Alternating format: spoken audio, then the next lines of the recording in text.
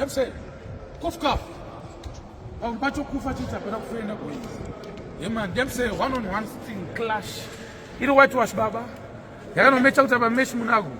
Sakapata was the gunners, but I pay 2 months of it. I take it on the Chipaz. I can make out of my PM, Baba. You're going to pay 2 months of Baba. And so I'm going to salute them. Put him out the repeat of what I say. You will, but I know. Tape aga and Koof. Yeah, man, so pick up yourself, Chipaz promotion. Yeah, man. King Charge. And the moon service so much guys. In English, we go for Rangumaketo Youth. SRWM City Sports Mbida 23 December. It's not an ordinary car. One of the fastest 7 front. Jenagumberi. A banana bata ni mota. Mini Cooper R53. Kaku. Kano ayawagana kumchatu. Ngono kwa izaka na mashwara mba kuita. Saka mayutese.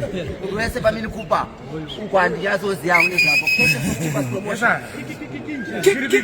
Yes, we just want to thank P&M Motors, Chipaz Promotion for making this happen. Zimdancehall to the world! 23 December, City Sports Mbida. King Shadi ndo Mini Cooper specialist 6 months in team service la mahara anongoya ni mota yake mwana wese Plazi tuition ni hotel no mota yake nige I bought the police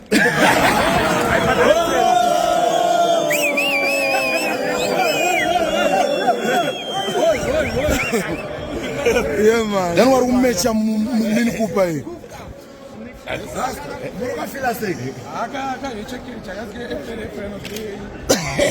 Kakamseke. Aka fetu mga seki.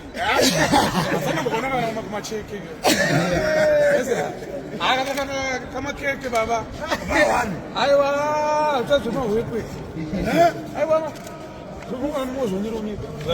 Awufuna ukufu. Akabundu.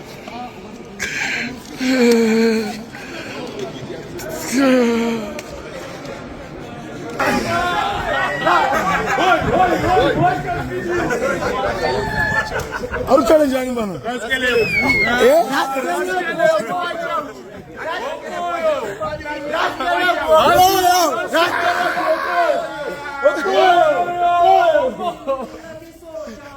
Wana for the first time on reggae wana competition. Here's the challenge, brother. Lion, you are so strong and you are champion. Who your chicken, your job is done. Never give up, soldier live up. Never fear, make them fear you. Roger, over. Everybody is living like a soldier.